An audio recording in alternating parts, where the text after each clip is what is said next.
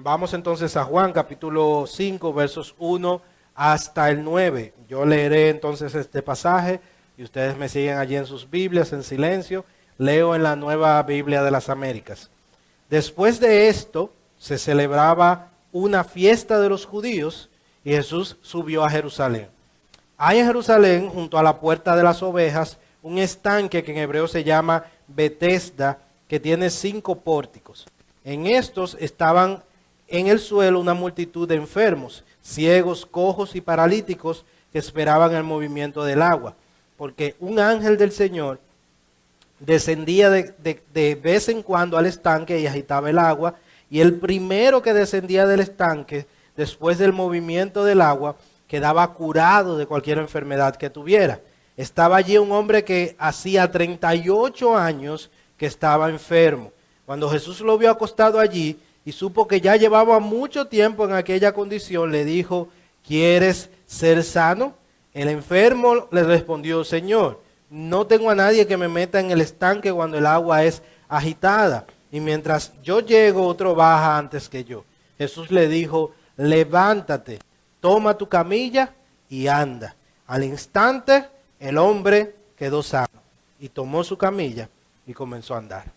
Dios y Padre bendito, gracias. Gracias, Dios, porque un día más nos concedes el poder estar reunidos como tu pueblo en este día, día tuyo. Gracias, oh Dios, por este privilegio.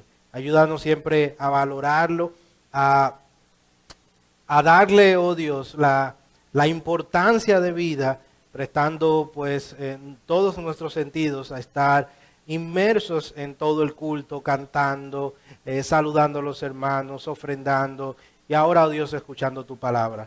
Permítenos, oh Dios, que tu Santo Espíritu pueda obrar en nuestros corazones para que puedas redarguir, corregir, instruir, animar, que puedas reprender conforme a tu voluntad en cada uno de nosotros. Y oramos también por los que no te conocen, que nos visitan y están aquí con nosotros o están conectados vía internet. Te rogamos por ellos también, para que si no te conocen, oh Dios, tú tengas la gracia de abrir sus ojos. Ellos puedan ver, oh Dios, quiénes son, quién tú eres, y puedan ir en fe y en arrepentimiento hacia ti. Así que oramos, oh Dios, para que tú seas glorificado y hagas tu obra en medio nuestro en esta mañana. Gracias, Dios. Oramos por Jesús. Amén. Amén. Como saben, este año, las veces que he tenido la oportunidad de exponer, he comenzado una serie que he titulado Encuentros con Jesús que transforman vidas, haciendo referencia a esos encuentros que tuvo Cristo con ciertas personas fuera de sus discípulos, con los cuales tuvo una conversación, una interacción, y que al encontrarse con Cristo, sus vidas fueron transformadas, fueron cambiadas. Es un patrón que vemos en todos los evangelios y que hasta aquí hemos visto 2 de esos encuentros. Ya vimos a Nicodemo allí en Juan capítulo 3 y también vimos en Juan capítulo 4 a la mujer samaritana que vimos en 2 sermones. Como hemos podido notar en esos encuentros que ya vimos, estos diálogos, estas conversaciones de Cristo con estas personas nos revelan mucho de verdades y principios que son importantes y que son trascendentales para nosotros. Pero que también, como he dicho anteriormente, creo que Dios ha permitido que lleguen hasta nosotros, porque son personas como tú y como yo, personas que pasan por situaciones, que se ven en conflictos, que se ven en circunstancias en las cuales tú y yo también nos vemos. Y que además de las verdades, de los principios, de la profundidad teológica que hay en esos diálogos, en esos encuentros de Cristo, también podemos identificarnos con esas personas. Porque otra vez son personas como tú y como yo. En el día de hoy pretendo entonces iniciar este tercer encuentro de Jesús en esta serie que está precisamente en este pasaje del libro de Juan que acabamos de leer. Y me permito aclarar, quizás alguno dirá que solamente vamos a ver los encuentros de Cristo en el libro de Juan. La razón por la que hemos estado en el libro de Juan solamente es que yo he llevado de forma cronológica estos encuentros. A medida que desde que Jesús inició su ministerio, Él fue haciendo una serie de milagros, de encuentros, y yo la quiero llevar en el mismo orden cronológico. Y como les dije, Juan es, junto con Lucas, el libro más cronológico que tenemos de los evangelios. Lleva un orden secuencial y yo he seguido ese orden. Además de que tampoco veremos todos los encuentros, porque a mí me interesan esos encuentros en los que Jesús tuvo interacción, tuvo diálogo, tuvo conversación. Hay muchos encuentros en los cuales sí Jesús se vio con una persona, conversó, pero que no nos da muchos detalles los evangelios. Pero Juan, a diferencia de los otros tres evangelios, es diferente. Porque Juan, por un asunto histórico, él fue el último de los evangelios que se escribió. De hecho, Juan, como apóstol, fue el último que murió, y como escritor fue el último que escribió, porque fue el que escribió Apocalipsis. Así que probablemente Juan haya tenido acceso a los demás evangelios, a Mateo, Marcos y Lucas. Y si usted lee Juan, se va a dar cuenta que hay muchos de los relatos, de las parábolas, de las historias de Cristo que no aparecen en los otros evangelios. Porque Juan quería demostrar el propósito de su libro, que Jesús era el Hijo de Dios, pero también él quería dar más historias de las que no aparecían en los demás evangelios. A esos tres evangelios, Mateo, Marcos y Lucas, se le conoce como los sinópticos, que son los evangelios que tienen como vista de conjunto. Eso significa sinóptico, vista en conjunto, porque los tres narran más o menos las mismas historias. Por ejemplo, Marcos, que es el primer evangelio que se escribió, está contenido casi en su totalidad en Mateo y en Lucas, porque probablemente Mateo y Lucas tomaron como fuente a Marcos para escribir. Sin embargo, Juan es diferente. Juan nos da historias diferentes, nos da detalles diferentes. Y por eso la mayoría de los encuentros que hemos de ver van a estar contenidos en el libro de Juan, pero también hemos de ver otros encuentros en el resto de los evangelios. Dicho esto, me permito entonces iniciar diciendo que vamos a dividir el pasaje en tres secciones, en tres partes, en tres puntos. Ustedes recordarán que cuando vimos la mujer samaritana, dividimos también el pasaje en tres partes. En primer lugar vimos el preámbulo, en segundo lugar el encuentro como tal, y en tercer y último lugar vimos los resultados del encuentro. Esas mismas tres divisiones vamos a estar viendo en este pasaje que tenemos por delante. El preámbulo lo veremos en los versículos 1 hasta el 5. El encuentro como tal lo veremos entre los versos 6 al 9 y los resultados del encuentro entre los versos 10 al 18. En esta mañana solamente vamos a ver el primero de estos puntos. La semana que viene, en la próxima ocasión que estaré por aquí, estaré entonces siguiendo con el resto de las dos divisiones del pasaje. Eso sucede así, es para no abusar de su confianza, para no dejarlos allí, ¿verdad? 2 horas sentados, porque cuando uno se imagina un pasaje, comienza a trabajar, uno piensa que lo va a hacer rápido, pero comienza a investigar, a ver cosas que no veía, porque la palabra de Dios es rica y nos da mucho de lo cual podemos aprender. Y para no abusar de ustedes, solamente vamos a ver el primer punto en esta mañana, que es el preámbulo en los versículos 1 hasta el 5 y que mencionaremos hasta el versículo 9 para hacer ciertas aplicaciones. Así que iniciemos con el preámbulo. El versículo 1 se nos dice que se celebraba una fiesta de los judíos y que Jesús subió a Jerusalén y que en Jerusalén, junto a la puerta de las ovejas, había un estanque que en hebreo se llamaba Betesda, que tenía 5 pórticos y que allí estaban una multitud de enfermos, ciegos, cojos, paralíticos que esperaban el movimiento de las aguas. Aquí nos está dando el contexto, nos está dando el preámbulo del encuentro de Jesús, lo que estaba pasando. Recuerde que como vimos en los demás encuentros, siempre es bueno nosotros saber qué estaba pasando.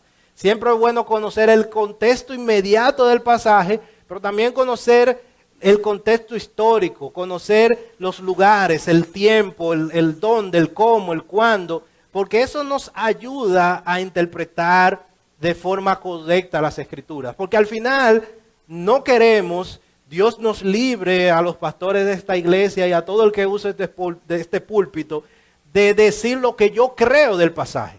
Yo no debo predicar lo que yo creo, lo que yo entiendo. No, yo debo predicar lo que Dios, cuando inspiró a Juan en este caso, al autor bíblico, quiso transmitir.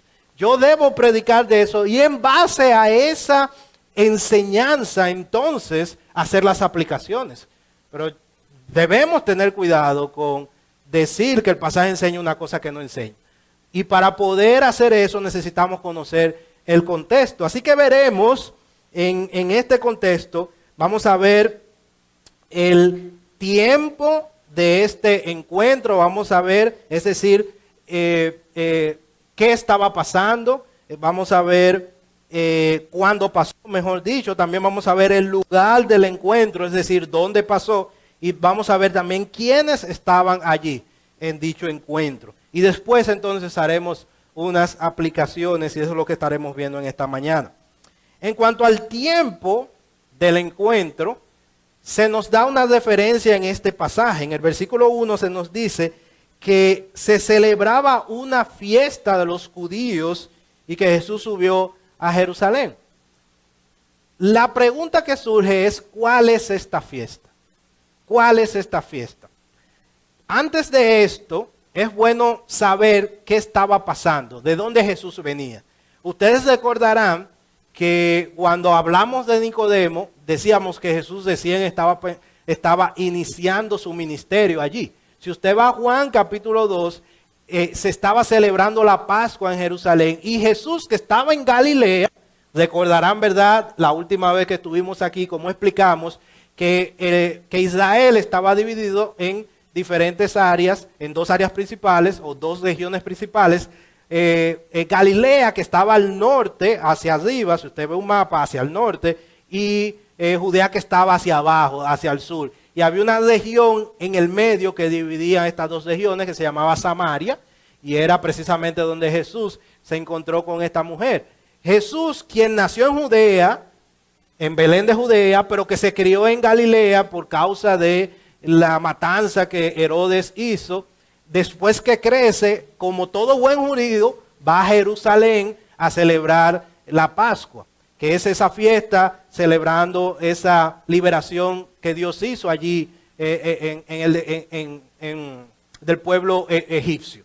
Entonces va Jesús y él está en Judea, o mejor dicho, antes de ir a Judea, él estaba en Galilea, y en Galilea es que Jesús inicia su ministerio. Allí es que Juan el Bautista lo bautiza, allí es que él recibe la tentación de parte de Satanás, allí es que le siguen sus primeros discípulos, y allí entonces, después de esto, allí es que también hace el primer milagro, la boda de Caná en Galilea, fue allí, y allí entonces Jesús se traslada a Judea a celebrar la Pascua. Y allí entonces es que él comienza a ser conocido. También en Judea, porque allí es que saca a los mercaderes del templo, porque estaban haciendo negocio dentro del templo. Allí es que también recibe a Nicodemo en la noche, que fue el primer encuentro que nosotros vimos. Y después de Jesús celebrar la Pascua, entonces regresa a Galilea, porque la mayor parte de su ministerio él la desarrolló en Galilea. Pero cuando pasa por Galilea, que estaba hacia abajo, hacia el sur, y él va a subir, recuerda que él pasó por Samaria. Le era necesario pasar por Samaria y allí se encuentra con la mujer samaritana, que fue el segundo encuentro que vimos.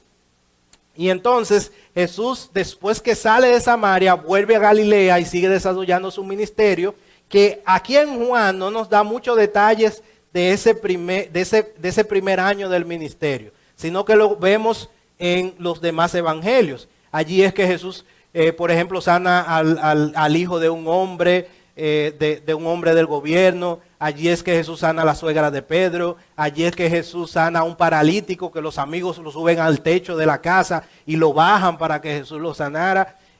Todas esas historias no se narran aquí en Juan, sino en el resto de los evangelios. Y así se llega a este primer versículo donde se nos dice que se celebraba una fiesta. Probablemente la fiesta a la cual se hable allí era la Pascua, aunque hay una discusión con relación a eso, porque sí hay un consenso de que los judíos tenían muchas fiestas, tenían alrededor de 6 o 7 fiestas, pero habían 3 que eran de peregrinación. ¿Qué significa eso? Que los judíos que vivían fuera de Jerusalén tenían que trasladarse, peregrinar, tenían que moverse desde el lugar donde ellos vivían hacia Jerusalén a celebrar la fiesta, que era la Pascua que se celebraba en abril, Pentecostés que se celebraba en mayo y la fiesta de los tabernáculos que se celebraba en octubre. Queda casi descartado que era en octubre, porque si fuera en octubre en la fiesta de los tabernáculos, el ministerio de Jesús hubiera durado 3 años y medio y no 3 años. Juan menciona 3 Pascuas y el resto de los evangelios, así que sabemos que fueron 3 años que duró el ministerio de Jesús. Por tanto, nos deja o con la fiesta de la Pascua que fue en abril o con la fiesta de Pentecostés que se celebraba aproximadamente en mayo.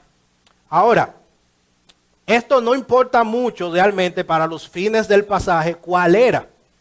Hay un consenso que se piensa que era la Pascua, porque era de las 3 fiestas de peregrinación, era la que era obligatoria. Es decir, si tú no podías ir a las 3 y tú podías ir a una sola, tenía que ser a la Pascua. Todo buen judío tenía que peregrinar para celebrar la fiesta de la Pascua. ¿Y qué pasa? Que por eso es el consenso. Pero hay un problema, porque ustedes saben que se interpreta con la misma Biblia. Y Juan menciona la Pascua 2 veces más en su evangelio. En el capítulo 6, versículo 4, lo menciona, y en el capítulo 7, versículo 2, también lo menciona. Y cuando se menciona allí, si usted lo lee, va a ver que Juan dice que era la fiesta de la Pascua, que era la fiesta, la Pascua. Es decir, primero hay 2 características. La primera es, él está mencionando el nombre de la fiesta. Aquí él no la está mencionando. Y en segundo lugar, él está utilizando un artículo determinado en vez de uno indeterminado. ¿Qué significa eso?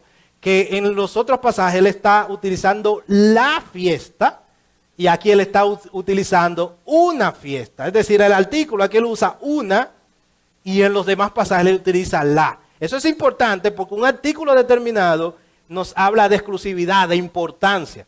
No es lo mismo que yo le diga a usted, ahí viene un hombre, que ahí viene el hombre, ¿verdad? Suena diferente, porque está hablando de importancia. Y por eso hay como cierta duda de que hay una división, algunos que piensan que es la Pascua, otros que piensan que es Pentecostés, pero al final es un mes la diferencia. Lo que sí sabemos es que entre el capítulo 2 de Juan y el capítulo 5 que tenemos aquí, han transcurrido aproximadamente 1 año. Y ya el ministerio de Jesús ha avanzado, ya Jesús tiene discípulos, todavía no ha seleccionado a los 12, él lo hace más adelante, pero ya tiene una gran cantidad de discípulos y en Galilea le había hecho muchos milagros y ya entonces los fariseos le habían puesto el ojo a Jesús y estaban buscando la ocasión para prenderlo. Si ustedes ven aquí, después que él sana a este paralítico, de una vez los fariseos van y le preguntan, ¿quién te ha dicho a ti que tome tu lecho? Porque ellos sabían que era Jesús, pero estaban buscando testimonio para acusar. Es decir, que ya Jesús estaba siendo conocido, ya era conocido en Judea, en Galilea, ya su fama se había extendido. Así que esto es en cuanto al tiempo. Ya Jesús tenía 1 año, ya Jesús era conocido, ya Jesús tenía discípulos. Y por tanto, cuando él llega a este lugar para celebrar, ya sea la Pascua, ya sea Pentecostés, era reconocido. En segundo lugar, les dije que teníamos que ver ciertos aspectos del contexto primero. En segundo lugar es el lugar. Ya vimos el tiempo, es decir, el cuándo. Ya vimos, ahora vamos a ver el lugar, es decir, el dónde. Se nos dice en el versículo 2 que en Jerusalén, junto a la puerta de las ovejas, había un estanque que en hebreo se llamaba Betesda, que tiene 5 pórticos. Esto es un detalle importante porque nos habla de la fidelidad y de la exactitud de las escrituras, como usted va a notar a continuación. El lugar donde se lleva el milagro, donde se lleva a cabo este milagro que Jesús va a hacer sobre el paralítico, se llama Betesda, que es una palabra aramea que no tiene mucho, que no hay como cierta confusión en cómo traducirlo. Si usted va a otras Biblias, a otras traducciones, quizás lo vea como que se traduzca como Betsatá. Betesda significa casa de misericordia y Betsatá significa casa del olivo. Que muchos historiadores dicen que probablemente ese sea el mejor nombre por el lugar donde estaba en aquel entonces. Pero la puerta de las ovejas sí es un lugar conocido porque en Nehemías capítulo 3 versículo 1, cuando se reconstruyen las murallas, se menciona esta puerta. Es decir, que los judíos conocían esto y era como una pequeña puerta, una pequeña apertura en la muralla por donde probablemente pasaban las ovejas, ya que el templo estaba cerca de allí para ofrecer los sacrificios y por eso se le conocía como puerta de las ovejas. Ahora, ¿qué es lo importante del detalle que vemos aquí? Que por muchos años, este famoso estanque de Betesda, este famoso estanque de Betesda, cuando la arqueología empezó a buscar en Israel, en Jerusalén específicamente, tratando de identificar dónde estaba, no se encontró en un principio. Y se duró muchos años tratando de ubicarlo. ¿Y qué causó eso? Que muchos empezaron a dudar de la palabra de Dios. Y muchos comenzaron a decir que Juan quizás se inventó este lugar como una forma de que la historia sea más poética, que la historia sea más creíble, pero lo importante no son la exactitud de los lugares históricos, sino es la enseñanza, la moraleja. Sin embargo, en el siglo XIX, específicamente cerca del 1900, un arqueólogo alemán llamado Konrad Schrick, descubrió un tanque enorme ubicado a unos 30 metros de la iglesia de Santa Ana, al inicio de la Vía Dolorosa, que es una vía bien conocida allí en Jerusalén. Y hoy día se pueden visitar las ruinas. ¿Por qué eso es importante, hermanos? Porque si la palabra de Dios, si la Biblia es la palabra de Dios, si ha sido inspirada por Dios, no puede contener errores, no puede contener inexactitudes. No. La Biblia es exacta aún en los relatos históricos. Ciertamente la Biblia no es un libro histórico, pero su historicidad es real, es correcta, es exacta. Y durante ese tiempo, mucha gente que estuvo atacando la Biblia diciendo que no era exacta y por tanto era un invento de hombres, los descubrimientos arqueológicos terminaron dándole razón a las Escrituras. Todos los nombres, todos los lugares que en un principio no aparecían, terminaron siendo confirmados tarde o temprano en la Biblia. ¿Y sabe qué nos dice eso? Que nosotros tenemos la palabra profética más segura. Confía en la Biblia es segura. Es exacta en historia. ¿Y por qué no lo será aún más para su vida? Porque si Dios es nuestro Dios, el que nosotros decimos que es todopoderoso, soberano, omnisciente, que Él conoce todo, ¿cómo va a inspirar un libro que contenga errores? No lo va a inspirar. Por tanto, esto nos da confianza en cuanto a la palabra de Dios. Pero además de dato histórico que es importante, el relato también nos arroja una creencia que se tenía sobre ese lugar. Si usted va al versículo 3, se nos dice que En eso estaba en el suelo una multitud de enfermos, ciegos, cojos, paralíticos, que esperaban el movimiento del agua, porque un ángel del Señor descendía de vez en cuando al estanque y agitaba el agua, y el primero que descendía al estanque después del movimiento del agua quedaba curado de cualquier enfermedad que tuviera. Hay mucha discusión sobre la veracidad de esta historia. Muchos dicen que esto no es como se lee en un principio, sino que no es que Juan está afirmando esto. Si usted lo lee y lo lee bien, se va a dar cuenta que lo que realmente el pasaje está diciendo es como que eso era una opinión generalizada, era como lo que se creía en ese entonces en Israel. La Biblia no está afirmando ahí que era un ángel que literalmente se aparecía.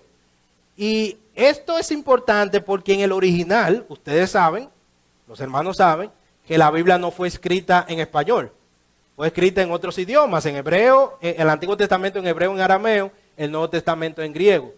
Y en los idiomas originales, en esos manuscritos originales, el versículo 4 no aparece.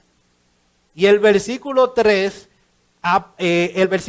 la parte B no aparece. Es decir, que el versículo 3 solo aparece hasta donde dice paralítico. Es decir, que si leeríamos el original, diría que en estos estaban en el suelo una multitud de enfermos, ciegos, cojos y paralíticos. Esto no crea un problema, porque yo acabo de decir que la palabra de Dios es exacta y acabo de decir que la palabra de Dios no tiene errores. Esto no es un problema. Se cree que este texto fue añadido para explicar el versículo 7. El versículo 7 dice: el enfermo les respondió: Señor, no tengo a nadie que me meta en el estanque cuando el agua es agitada, y mientras yo llego, otro baja antes que yo. Si usted quitara el versículo 4 y la parte final del versículo 3, cuando usted estuviera leyendo y el paralítico dijera esto, usted no entendería por qué él está diciendo a Jesús que no hay nadie para que lo meta en las aguas. Ahora, eso está implícito en el pasaje. Y muchos de ustedes saben que la forma en cómo como llegó la Biblia hasta nosotros hoy en día, es por, cuando usted ve la historia, es por pasar la escritura de un material a otro. Y lo voy a sintetizar. Antiguamente nosotros no teníamos estos materiales así, ¿verdad? Un libro que es hecho con industrializado y que soporta la intemperie o el tiempo, el paso del tiempo. No, en ese momento lo que se utilizaban eran papiros que eran hechos con pieles de animales y pergaminos que eran hechos con plantas y eran materiales orgánicos y con el tiempo se deshacían. Con el tiempo, el solo hecho del paso del tiempo se dañaban. Entonces, para que no se perdiera, habían escribas, en el caso de los judíos, que eran que se encargaban de pasar un papiro o un pergamino a otro antes que se dañara. Lo que Dios inspiró en el original, cuando Juan escribió, no tenía errores. A eso que nosotros le decimos que la Biblia es inefable o que es inerrante, que no tiene errores. A eso le decimos en los manuscritos originales. Pero ¿qué pasa? Que con el tiempo se fueron cometiendo uno que otro error. Pero no lo que Dios inspiró, sino el trabajo que hizo el ser humano para guardar la palabra de Dios y que nos llegara a nosotros.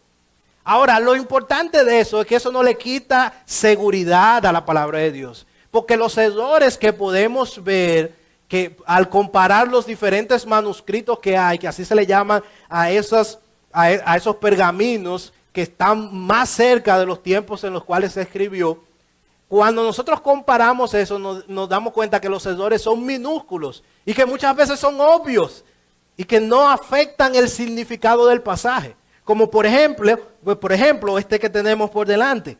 Cuando usted lee el versículo 7, se va a dar cuenta que el versículo 4 y el final del versículo 3, que aunque no están en los originales, pero sí está de forma implícita cuando usted lee el versículo 7.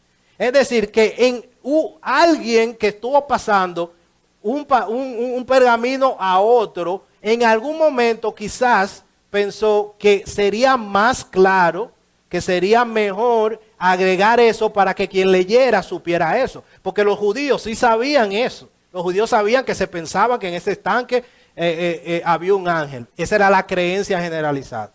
Pero no necesariamente fuera de los judíos lo iban a saber. Y por eso se agregó eso probablemente. Pero eso no cambia en nada la esencia del pasaje, la enseñanza del pasaje. No cambia en nada. No cambia en nada. Al final, hermanos, nuestra atención no debe estar fijada en si en verdad era un ángel o no. En verdad si era algo sobrenatural o no. Mire, yo no sé, sinceramente. Puede que sí, puede que no, yo no sé. Pero esa no es la intención del pasaje. La intención del pasaje no es discutir lo sobrenatural, si existe o no, si hay este lago que sana. No, no, no. ¿Sabe la intención del pasaje? Es que nosotros podamos poner nuestra atención en Cristo. La intención del pasaje, el protagonista del pasaje es Cristo.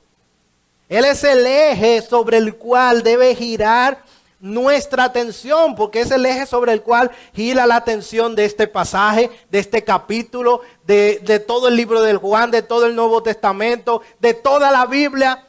Todo lo que hay subsiste por nuestro Señor Jesús. Y nuestras vidas también deberían de ser así. No deberíamos ser la excepción. Es decir, hermanos, no nos perdamos con asuntos superficiales o nimiedades como estas. Lo importante es lo que dijo Cristo. Lo importante es lo que hizo Cristo. Lo importante es lo que enseña Cristo. Eso es lo importante. Eso es lo importante. Así que podemos ver, ya vimos el tiempo, el cuándo, ya vimos el lugar, el dónde. Y finalmente veremos entonces el quiénes. ¿Quiénes son los que están allí? Y esto nos va a ayudar para hacer las aplicaciones que queremos hacer en esta mañana. El versículo 13 nos dice que allí había una multitud de enfermos, ciegos, cojos, paralíticos que esperaban el movimiento del agua. Y el versículo 5 se nos introduce a uno de los protagonistas, si podemos decirlo así. Ya sabemos que el gran protagonista es Cristo, pero uno de los personajes secundarios importantes se introduce aquí. Versículo 5 se nos dice que había allí un hombre que hacía 38 años que estaba enfermo. 38 años que estaba enfermo, junto con otros que procuraban lo mismo allí. Aquí se nos describe un cuadro triste, una representación de miseria, de desengaño y de fracaso. Imagine todas las historias que debieron haber habido allí, tenido allí. Gente que quizás gastó todo lo que tenía buscando salud. Gente que fue a todos los lugares buscando la esperanza de sanarse. Gente que hizo todo lo que le dijeron con la esperanza de ser sanos. Y nada funcionó. Gente que habían perdido todo. Todo. Este hombre, cuando Jesús se acerca y le dice, le pregunta, ¿quieres ser sano? En el versículo 6, note que él no contesta la pregunta de Jesús. Él no dice, sí, quiero ser sano. En el versículo 7 él dice, Señor, no tengo a nadie que me meta en el estanque cuando el agua es agitada. Y mientras yo llego, otro baja antes que yo. Su mirada de ese hombre no estaba en Jesús, estaba en el estanque, porque él está pensando que es el estanque que iba a sanarlo. Pero aún eso, él no tenía nadie para llegar, nada. Había perdido todo, todo. 38 años. 38 años en esa situación. Esta cifra, esta cantidad de años se incluye para que nosotros podamos ver la gravedad de la enfermedad que afligía a este hombre. 38 años. Pero también se nos dice, porque como este hombre tenía tanto tiempo allí, tenga la seguridad que había mucha gente que lo había visto, gente que lo conocía. Él había sido observado por muchos años. Y la obra que Dios iba a hacer en ese hombre, que estaba por hacer en ese hombre, también mucha gente la iba a observar. La gloria de Dios estaba por manifestar.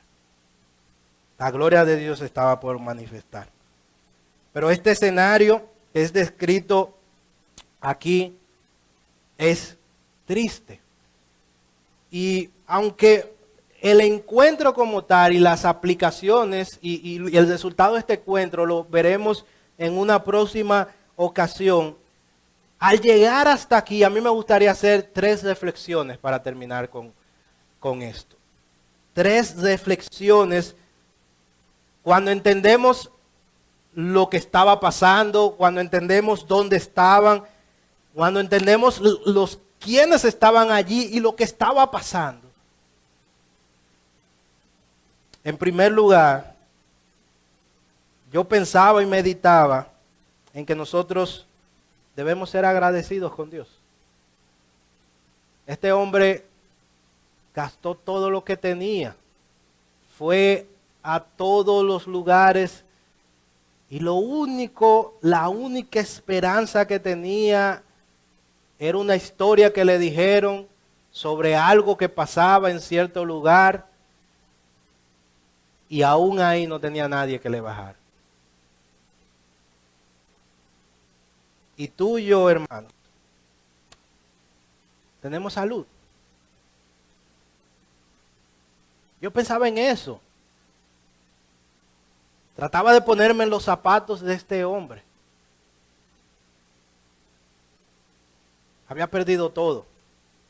38 años. Yo no tengo 38 años todavía. Y ese hombre había estado en 38 años paralítico. No era fácil. No era fácil. Muchas veces nosotros queremos tantas cosas. Nos peleamos con Dios porque no nos da, porque no logramos, porque no tenemos. Y hay tanta gente allí, afuera, que desearía tener la salud que tienes. Da gracias a Dios por eso que tienes. Quizás no lo valoramos mucho porque no pensamos mucho en eso. Este hombre no podía caminar. Tú puedes caminar. Estoy seguro que este hombre cambiaría lo que fuera por poder caminar. Ahí está la prueba. Él está siguiendo una historia. Y él no sabe si es verdad o mentira, pero está ahí por si acaso. Por el deseo, el anhelo que él tiene de caminar. Algo tan simple que nosotros ni mente le damos ni meditamos en eso. Se puede convertir en algo tan importante. Por tanto, usted tiene algo importante. Dé gracias a Dios por eso. Dé gracias a Dios por eso.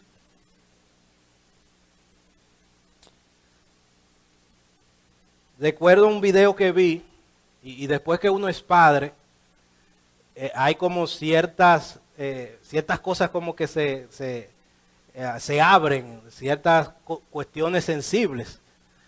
Recuerdo ver una noticia de un hombre, quizás alguno la vio, de un hombre que se le quemó su casa. Él vivía solo con eran 3 o 4 hijos y no tenía nada, se le quemó todo.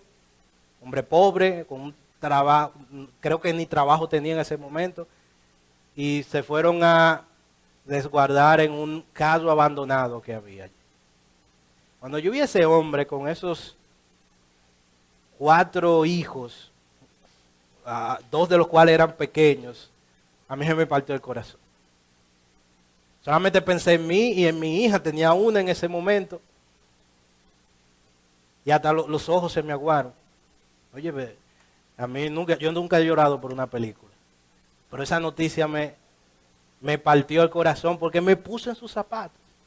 Y dije, gracias Señor. Gracias Señor, porque tú me has guardado. Usted ve que tiene mucho por lo cual agradecer. Veía esta semana también en Twitter una pareja que pedía ayuda por un bebé, un hijo suyo que tenía meses. Dígamelo a mí que tengo una niña de 2 meses. Pero la niña nació con el intestino afuera. Y ellos entonces gastaron todo lo que tenía, vendieron todo lo que tenía, estaban endeudados, los bancos detrás de ellos y no encontraban qué hacer. Simplemente salieron a ver quiénes le podían ayudar. Yo le dije, gracias Señor. Gracias Señor. Al ver esta historia, nosotros podemos ver cuán bienaventurados somos. Que tú y yo, el Señor nos ha dado salud.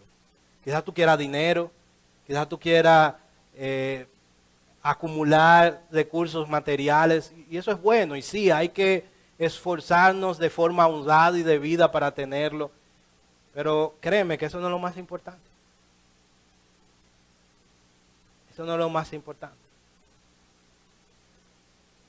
Pero de la misma manera pensaba en cómo al mismo tiempo el pasaje nos da esperanza. Porque ciertamente yo tengo salud y le doy gracias a Dios por eso. Y hay hermanos que la mayoría de los hermanos tienen salud y damos gracias a Dios por eso. Pero también tenemos hermanos enfermos entre nosotros. Oramos por Ninío, por la situación que está pasando, que es dura, que es difícil. Pero aún en medio de la enfermedad Dios da esperanza. ¿Sabe por qué? Porque Cristo miró a ese hombre. No fue el hombre que miró a Cristo, no. No fue el hombre que miró a Jesús. Usted lee el pasaje, el versículo 6 dice que cuando Jesús lo vio allí acostado, y Jesús va y se acerca. En medio de la enfermedad, Jesús está allí. En medio de la enfermedad, Jesús nos mira.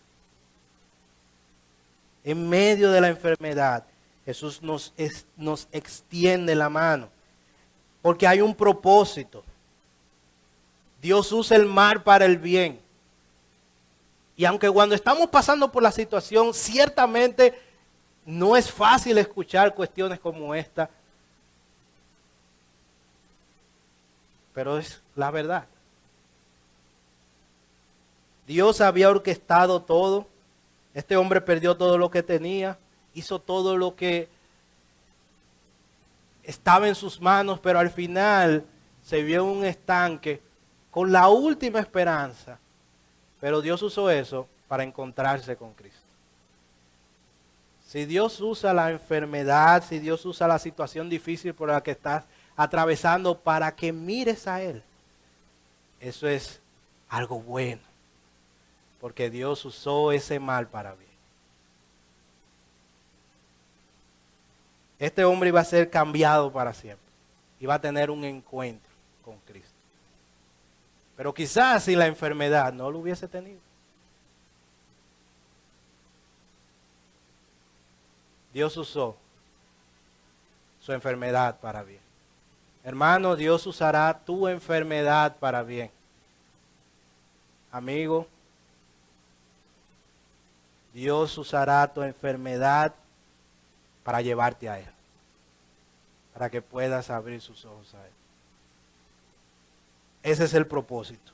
Ese es el propósito. Esta es la primera reflexión.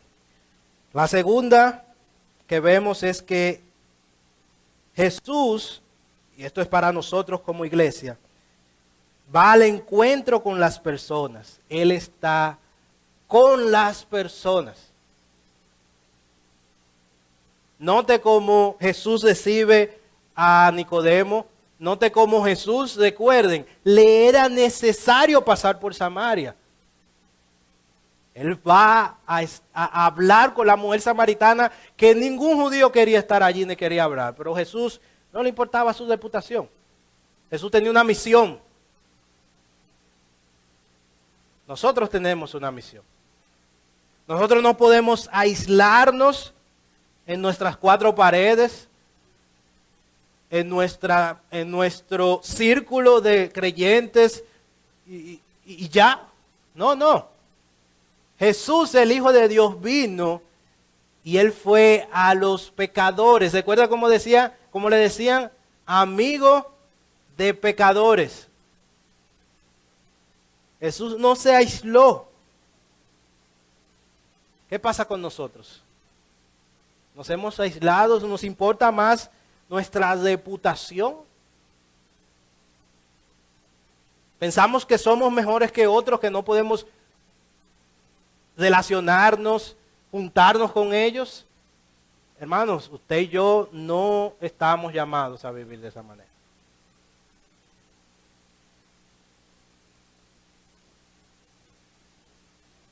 Jesús se relacionaba con todo tipo de personas, pero Él era el que influenciaba a los demás.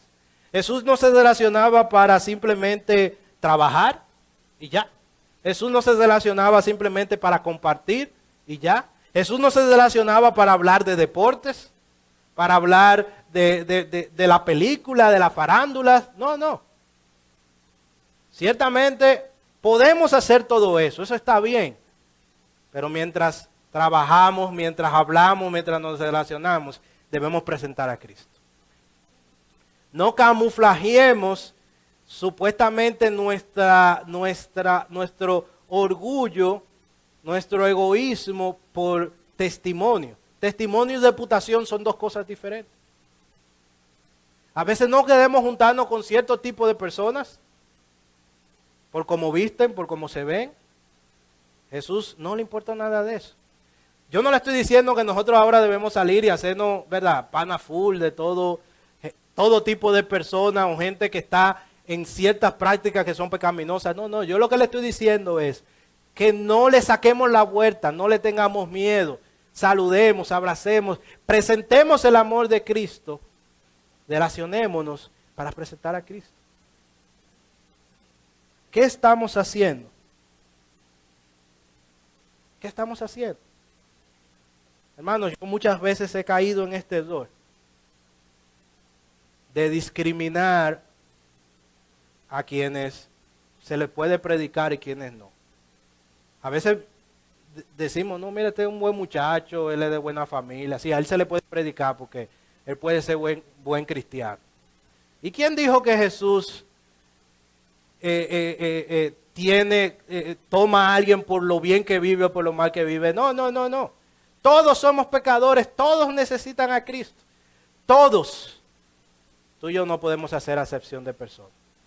Tengamos cuidado con eso. Debemos ser gente afable, debemos ser gente que nos relacionemos con todos, que no se sientan discriminados. Y eso lo veremos en la próxima, cómo los fariseos se habían convertido en un círculo, en un anillo, en un grupo exclusivos. Eran gente que eran clasistas.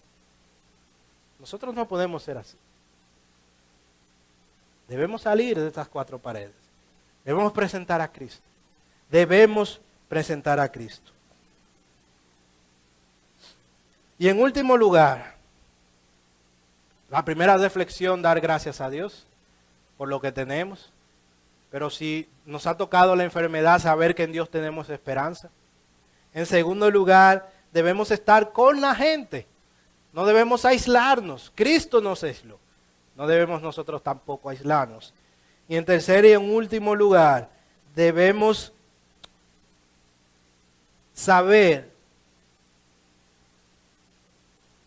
que Dios tiene todo bajo control. Es su providencia.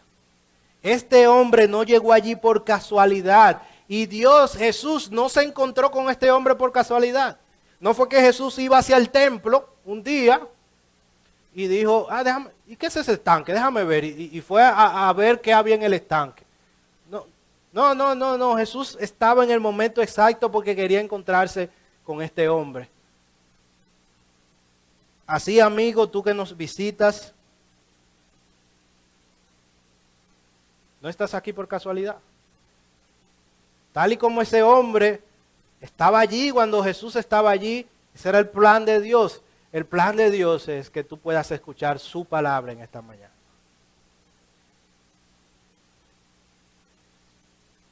Jesús se ha presentado. Yo sé que conoces el Evangelio. Yo sé que probablemente no es la primera oportunidad que escuchas esto. Pero Jesús, Dios sigue teniendo misericordia de ti. Y sigue haciéndote el llamado. Sigue haciendo la invitación. No es casualidad que estés aquí. Y permíteme concluir presentándote cómo este hombre ilustra perfectamente quiénes nosotros somos. Cuando Jesús lo ve allí acostado, le pregunta, ¿quieres ser sano? Y este hombre dice, no tengo a nadie que me meta en el estanque cuando el agua es agitada. Este hombre se mostró incapaz. Y eso lo vamos a analizar en la próxima predicación. Esa pregunta de Cristo parecería ser como media tonta, ¿verdad? Pero ¿cómo que tú le preguntas a una gente que está en un sitio, ¿verdad? Que están buscando sanidad y tú le preguntas si quiere ser sano? O sea, obvio.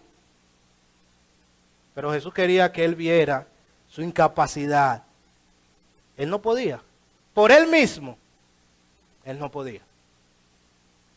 La sanidad estaba allí, no en el estanque, sino frente a con quién hablaba con él. Pero él tenía que abrir su ojos y saber que él no puede por él mismo. Así, amigo, tú no puedes por ti mismo. Quizás tú seas de los que diga, no, yo voy a ser cristiano es bueno, es verdad, pero yo voy a hacer después que yo goce un chin, o después que yo deje ciertas cosas, porque yo necesito organizar mi vida. No, tú no puedes. Satanás te va a enredar para que sea, cuando no es una cosa es la otra. Y en vez de salir te estás hundiendo. Ve a Cristo ahora, dile, Señor, yo no puedo. Y el Señor es poderoso para salvarte de inmediato. Es tan fuerte la promesa de Jesús que Él dice que si tú tienes fe y te arrepientes de tu pecado en este momento, hoy mismo hay gozo en los cielos, porque te arrepentiste. Es como el Dios que le dice, Jesús que le dice a este hombre, sé sano, y en ese instante el hombre fue sano. Un milagro. Pero tienes que reconocer que no puedes. Tienes que ir a Él en fe y arrepentimiento. Ve a Él, ve a Cristo, para que todo tenga sentido. Oremos. Dios y Padre bendito, gracias. Gracias por esta mañana, tarde ya que nos concede el estar aquí. Tu palabra ha sido predicada, ha sido expuesta. Te rogamos, oh Dios, que ella encuentre corazones dispuestos a ponerla en práctica. Y que encuentre corazones que no te conocen, siendo golpeados, siendo cincelados por tu palabra en este momento. Quizás hay resistencia, sobre todo de aquellos que no te conocen. Quizás hay una lucha allí en su corazón en este momento. Si debo dar el paso, si debo hacer o no. Oh Dios, permíteles entender que ellos no pueden, que simplemente crean en ti, depositen sus fuerzas en ti. Simplemente allí donde estén, oren con fe, pidiéndote perdón y rogándote, oh Dios, por misericordia. Es todo lo que se necesita. Oramos por ello, Dios, para que así sea. Y oramos por nosotros también, tu iglesia, para que podamos aprender de ti. No nos aislemos en estas cuatro paredes. No nos aislemos en los hermanos. No, Dios, que podamos ser ejemplo. Podamos relacionarnos con los que no te conocen, pero lo hagamos para presentarte a ti, presentar a Cristo. Y Dios siempre agradecido por lo que tú nos das. Gracias, oh Dios. Gracias. Gracias, oh Señor. Oramos en el nombre de Jesús. Amén. Dios les bendiga, hermano.